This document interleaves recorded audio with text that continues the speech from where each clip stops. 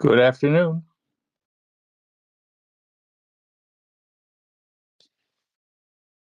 Good afternoon, Commissioner Majori. Hey, how are you? Good, thank you. How are you? Great. We have nobody registered to comment and currently no one on the line. So Okay. we'll begin at 6 and we'll just leave the line open. Okay. So For- at 1 o'clock, I was a little late and it was already over. I was guessing nobody signed up. Nobody signed up. There were two people who called in, but they did not comment. Okay. So I apologize for being late in the first place. Oh, no problem. I think these tend to be pretty quick.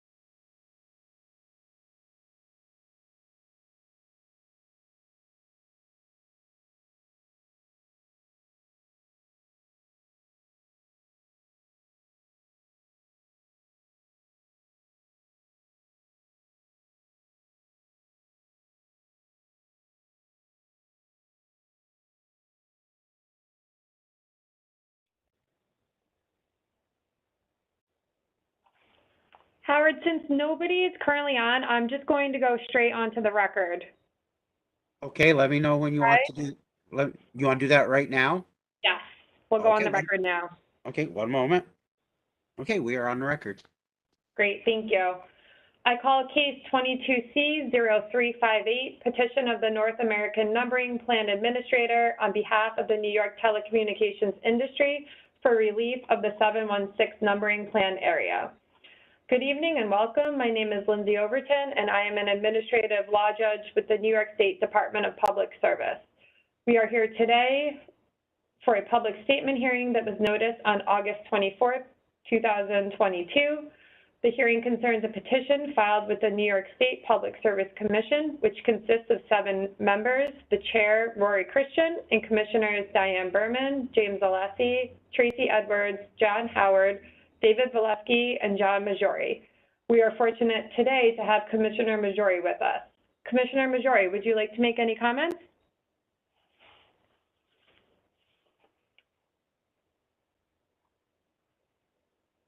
Has joined us. I'd like to thank them for their participation. I'm really interested in what anybody has to say. I would just add that I'm originally from the 716. It's still my phone number. And so I will relate to what anyone has to say. So that's all you're going to hear from me. And I look forward to hearing from you. Thank you. Thank you, Commissioner Majori. It looks like we have someone who joined. So I'm going to go off the record for a moment, please, Howard. Okay, one moment. I have us off the record. Thank you. Paul, are you ready to do the presentation since we have someone on the line now?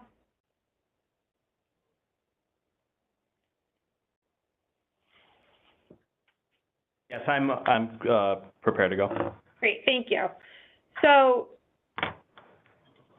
we will now hold an information session led by Paul Esmond from the Department's Office of Telecommunications. So, Mr. Esmond, if you are all set, please proceed. This is all off the record, correct? Yes, this is off the record. Okay, thank you. Thank you, Judge Overton.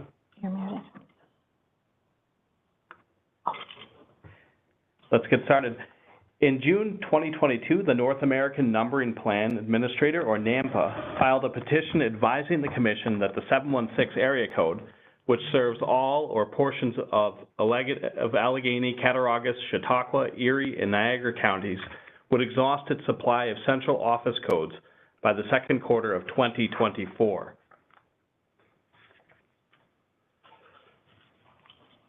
The demand for telephone numbers is the major force impacting the need for area code relief in 716. Let's take a look at the parts of a telephone number. Each telephone is assigned a 10-digit phone number. Of these 10 digits, the first 3 digits are the area code, and the second 3 digits are the central office code. The final 4 digits identify a particular telephone or telephone line in a particular central office within the specified area code. There are approximately 750 utilizable central office codes in an area code. Only 53 unassigned central office codes are remaining in 716. Again, the 716 area code is expected to run out of central office codes by second quarter 2024. Next slide. As mentioned earlier, central office codes are running out due to more service providers requesting numbers. Also, there has been an increase in technologies which rely on telephone numbers for their operation. These include mobile phones and tablets. There's also been a proliferation in the interconnection of everyday items such as copy and scanning machines, medical devices, alarm systems, and automobiles. Next slide. NAMPA considered 2 area code relief options for 716. The first, an all services overlay, would involve laying a new area code over the same geographic area of the existing 716 area code. And this option would serve all wireline and wireless customers. At the point where all 716 central office codes are exhausted, the use of the new area code would begin. And existing 716 customers would be able to keep their current area code and telephone number. Under this option, 10-digit dialing would be required for calls within 716 and the new area code. Next slide. The petition specifies that various implementation phases would be undertaken within a 9-month interval to accommodate this new area code. These include customer education, network preparation, and activation of the new code. This implementation period would be completed no later than 6 months prior to the exhaust date. And NAMPA estimates that the projected life of this relief method is 29 years. Next slide. The second option that NAMPA considered would eliminate the area code boundary separating 716 and the adjoining 585 area code, creating a new 716-585 overlay area. Approval of this option would create a larger territory from the 716-585 boundaries and establish a new area code which encompasses both. Spare central office codes from 716 and 585 would be available for assignment throughout the new overlay area. At the point all 716 and 585 central office codes are exhausted, the new area code would be overlaid. Next slide. The second option would allow existing 716 and 585 customers to keep their current area code and number. 10-digit dialing would be required for calls within the 716 and 585 area codes. And NAMPA states that the implementation timeline would be longer than in the all services overlay option due to more complex customer education and network preparation that is needed in order to transition 585 customers to 10-digit dialing. The projected life of this relief option is 17 years. Next slide.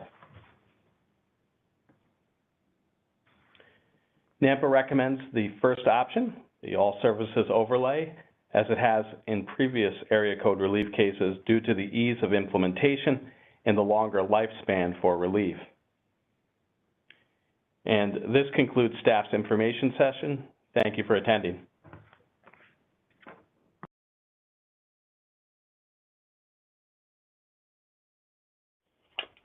Are there any questions on staff's presentation? If you called in and you'd like to ask a question, please hit *3 to raise your hand. You can also raise your hand through the WebEx application at the bottom right hand of your screen.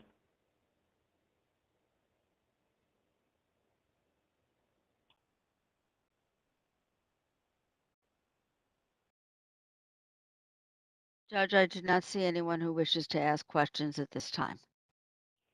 Thank you, Jill. So we will conclude the information session part of the presentation, and we will go back on the record. Okay, one moment. Okay, I have us back on the record. Great, thank you. As explained by Department of Public Service staff during the information session, the petition, which was filed by the North American Numbering Plan Administrator, requests approval to overlay a new area code within the western portion of New York State, currently covered by the 716 area code. The petition is based on a forecasted projection showing that the current 716 area code will exhaust its supply of available numbers in the second quarter of 2024. As a brief summary, the proposed relief for the forecasted exhaustion is an overlay, which would use an additional area code for new telecommunications services throughout the entire affected geographic area. According to the petition, all existing customers in the overlay area would retain their current 716 area code and telephone numbers, and the new area code would be assigned to new phone numbers once 716 is fully exhausted. Following a 9-month period for customer education and network preparation, implementation is expected to be completed no later than the fourth quarter of 2023.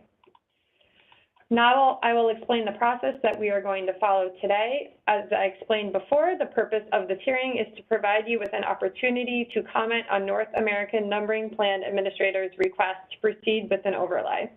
The statements you make today will become part of the case record. We have a court reporter on the line who will prepare a transcript of the hearing, which will be included in the official record of this proceeding, so that your comments can be considered by the members of the commission. When it is ready, the transcript will be publicly available for view on the Department of Public Service website. This hearing is not an evidentiary hearing with cross-examination or a question and answer session, but a forum to hear comments from the public. This, however, is not the only opportunity for comment. If you did not pre-register to speak at today's hearing but would like your views included in the record, there are a variety of other ways to comment as explained in the public notice for today's event. You can submit comments through the department's website, by email, by regular mail, or by telephone. All comments will be given equal consideration regardless of how they are submitted. Because we are holding this public statement virtually, we have asked people to pre-register to make a public statement at today's hearing. We are now ready to begin, but it is my understanding that no one has registered to speak at this evening's hearing. Ms. Wasser, would you please confirm that still remains the case? Yes, Judge, no one has pre-registered to speak. Thank you. We will therefore open up the hearing to anyone in attendance who would like to speak but did not pre-register to do so. If you would like to make a statement, please click the raise hand icon in the bottom right-hand corner of your screen, or if you have called in, press *3 on your telephone. Either option will enable us to recognize you and unmute you so you can make your statement.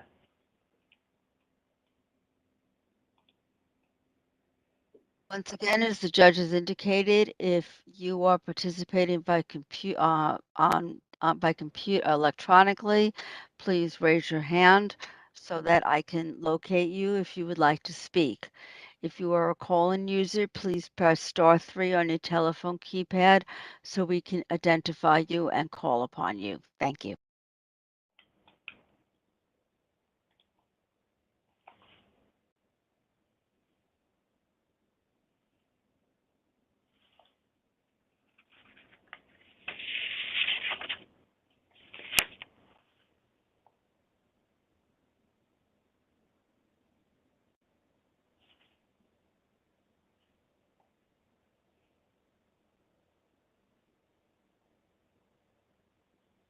At this time, no one has indicated that they wish to speak. Okay, the time is 6:13. We will leave the line open until 6:30, and we will go off the record. In the event that someone joins during that time and would like to comment, we will go back on the record. Okay, one moment. Okay. Thank you. I have us off the record. Great, thank you. You're welcome. So we'll just leave the line open until 6:30, and if anybody joins, we'll go back on and go from there.